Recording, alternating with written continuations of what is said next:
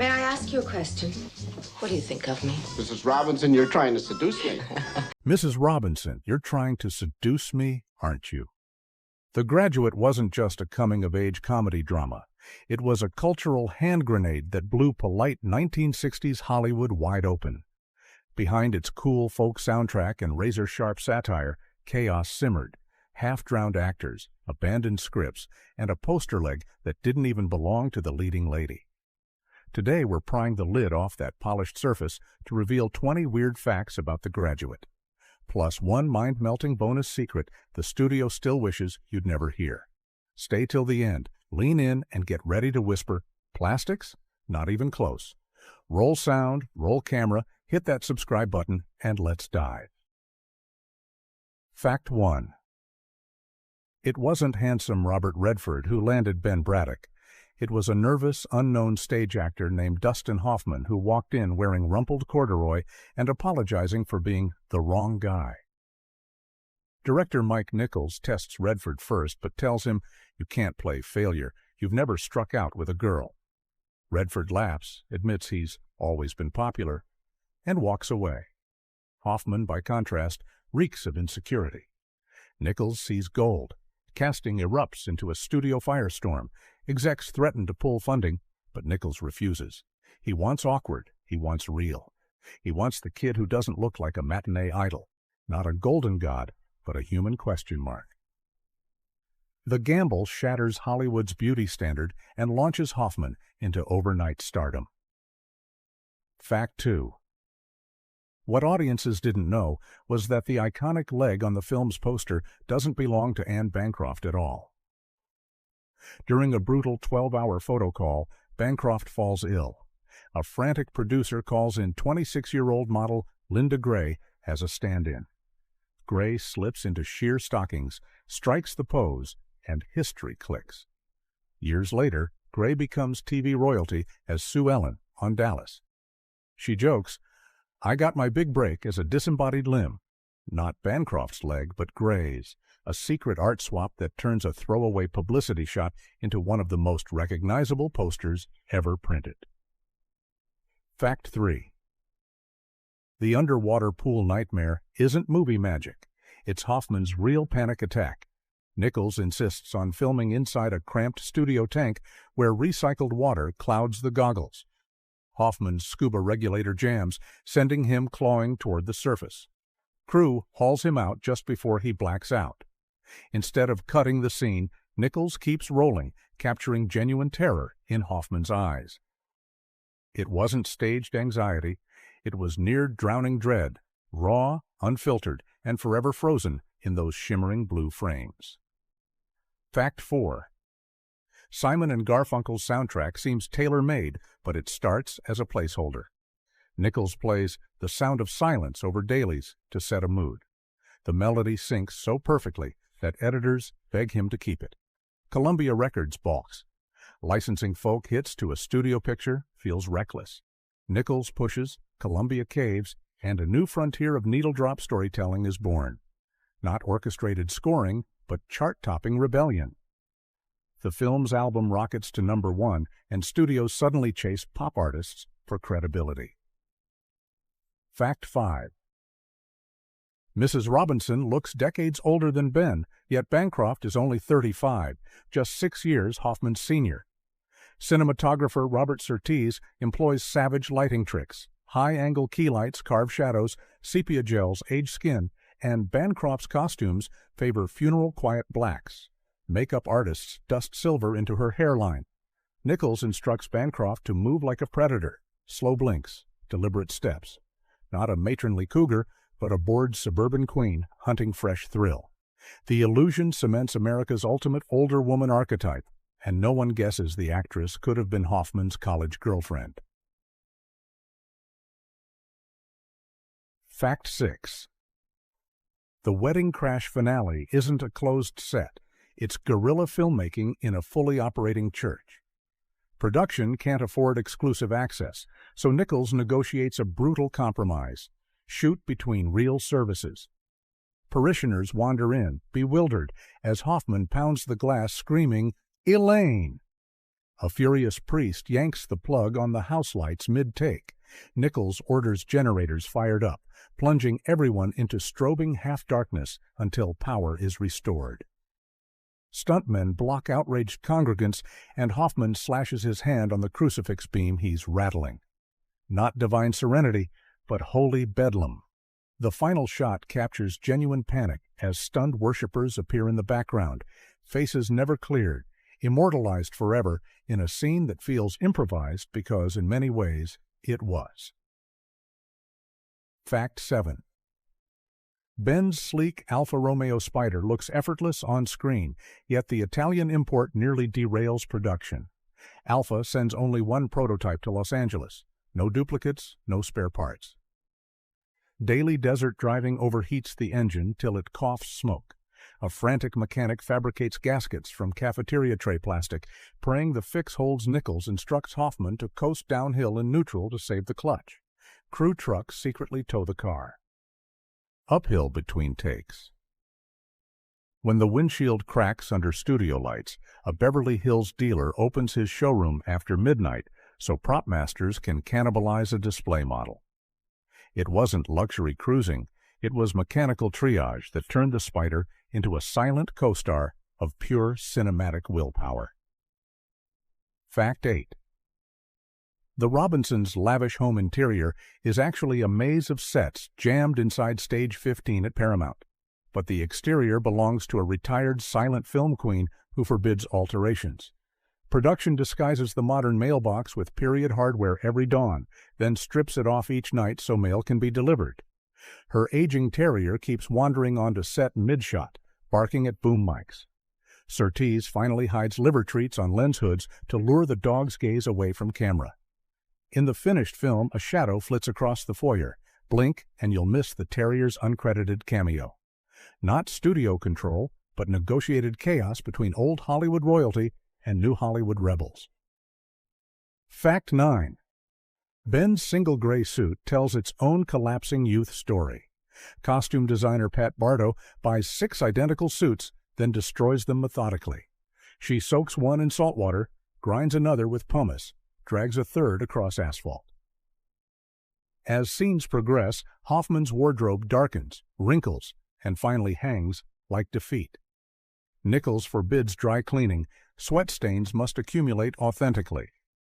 Between takes, wardrobe keeps the Stage 4 suit in a sealed humid box to accelerate decay. It wasn't continuity. It was a visual time-lapse of existential rot stitched into worsted wool.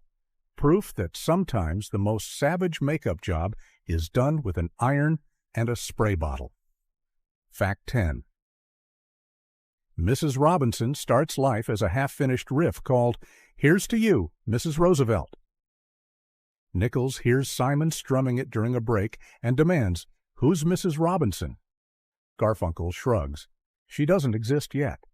Nichols barks, "She does now. Finish the song by Monday."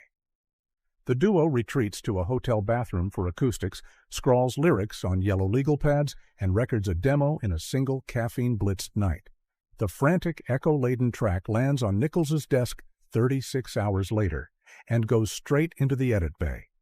Not a polished anthem, but a deadline miracle that tops the Billboard charts. And hey, go ahead and like and subscribe, because the next 10 revelations will make this one look tame. Fact 11. Berkeley refuses Nichols permission to film, fearing campus disruption, so the director pulls a fast one. He rents a floor at USC, plasters bulletin boards with fake "Go Bears Feisty" posters, and hires real college kids for $10 a day. Extras swarm between classes while a skeleton crew hides 35mm cameras inside instrument cases. Campus security catches sight of boom poles, radios in a shutdown, and a foot chase erupts across the quad. Second unit cameraman Chuck Washburn pivots, rolls, and keeps shooting, capturing the breathless rush that ends up in Ben's frantic walk and talk. Not sanctioned academia, but guerrilla cinema in borrowed corridors. The tension you feel on screen isn't staged discomfort. It's real guards closing in on a film set that legally shouldn't be there. Fact 12. The first seduction take collapses in hysterics when Hoffman, trembling, accidentally headbutts Bancroft's shoulder. Nichols calls a halt and whispers, "She's the shark. You're the bait. Act like it." Legendary cinematographer Robert Surtees rigs a black velvet tunnel so Bancroft's leg can dominate the frame while Hoffman fumbles in shadow. Hoffman keeps apologizing until Bancroft leans in and murmurs, "Just hit your marks, baby." Nichols seizes the line, orders her to repeat it on camera. The directive morphs into Mrs. Robinson's silky growl, locking the power dynamic. It wasn't choreographed intimacy. It was two actors wrestling insecurity until Nichols distilled pure electricity. Every flinch you see is authentic, awkwardness weaponized into cinematic seduction. Fact 13. In post-production, editor Sam Osteen and Nichols battle over the final bus shot. Nichols wants a freeze-frame smile. Osteen insists on letting the reel roll. They screen both versions for a test audience in Westwood. The frozen grin draws cheers. The rolling take drops the room into dead silence. That's our ending, Nichols decides. Studio suits howl. Audiences want closure, Nichols fires back. Life doesn't give you ellipses cues. They compromise on a single dissolve into uncertainty. Not triumphant escape, but existential freefall. Hoffman and Catherine Ross hold their nervous smiles for 47 seconds as realization creeps in, an eternity stitched together from multiple takes, razor-spliced on a moviola until the tension feels like a clock winding down to zero. Fact 14.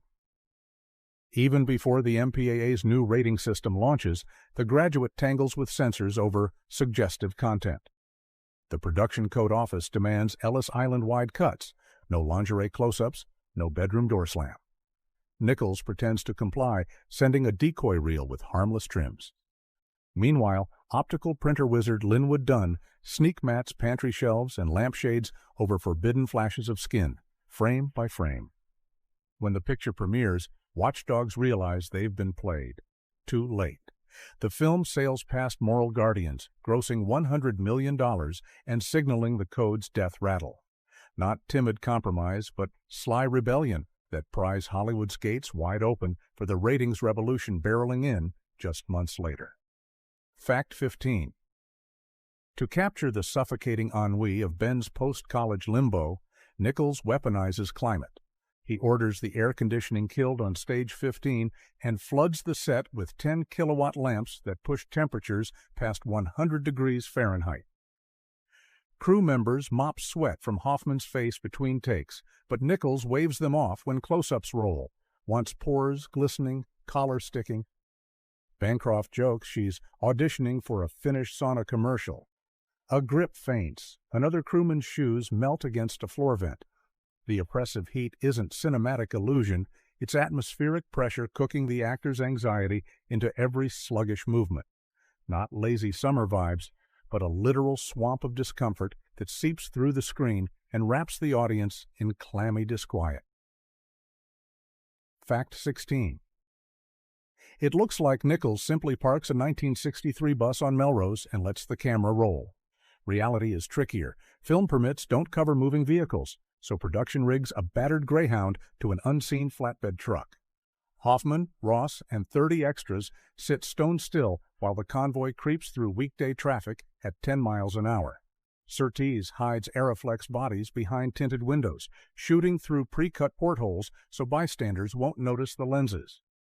LAPD escorts bail halfway through when radios crackle with a real robbery call, leaving the crew stranded in rush hour.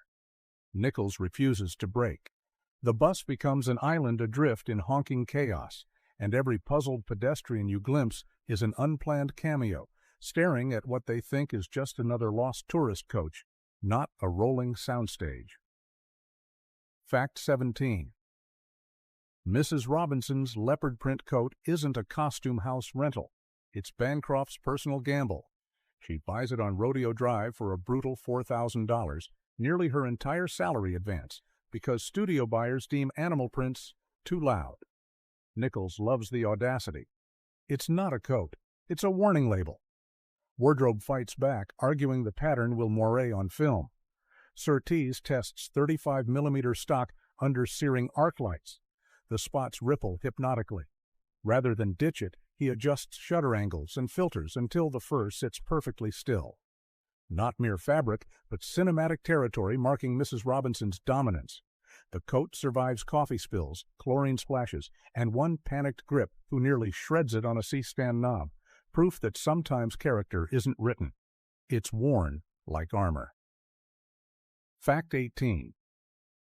Ben's clandestine hotel rendezvous weren't shot on a sealed set. They unfolded in the still-operating Ambassador Hotel, complete with curious bellhops and real honeymooners checking in. Production rents 2 adjacent floors, but can't close hallways to guests. A red button light outside the elevator signals rolling. Late-night revelers ignore it, stumbling into takes. Nichols turned setbacks into authenticity.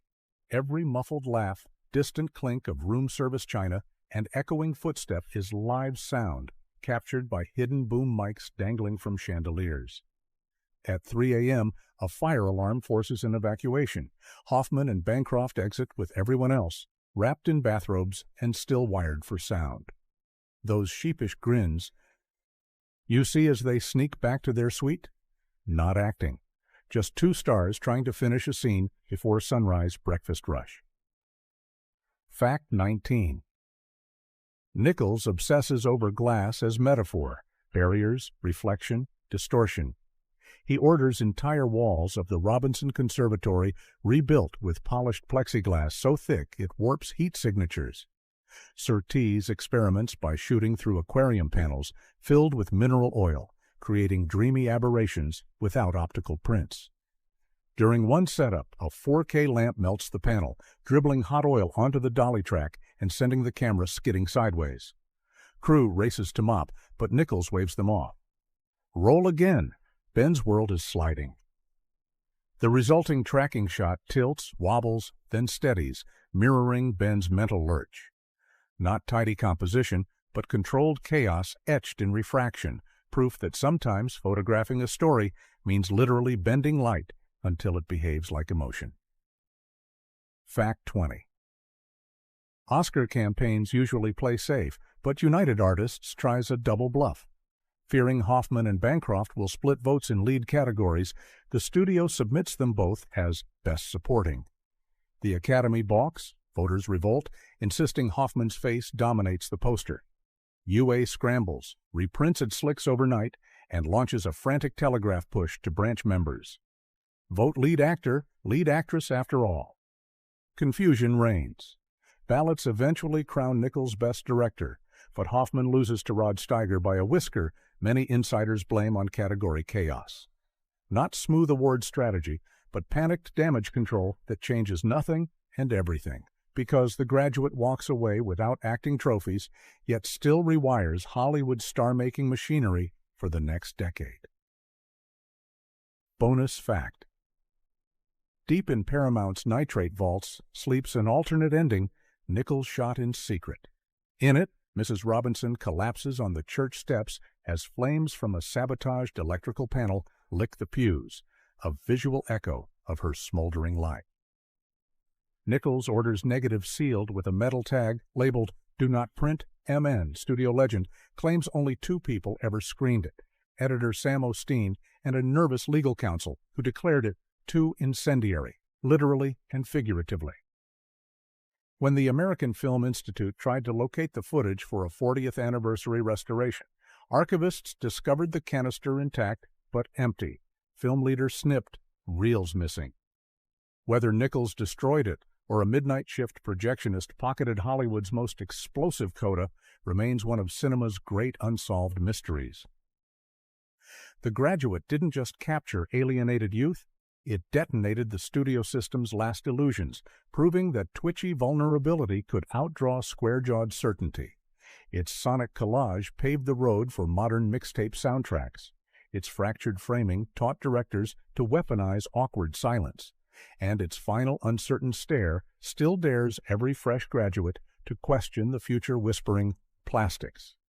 If these revelations left you rewatching with new eyes, smash that like, punch subscribe, and ring the bell so you never miss the secrets hiding in your favorite films.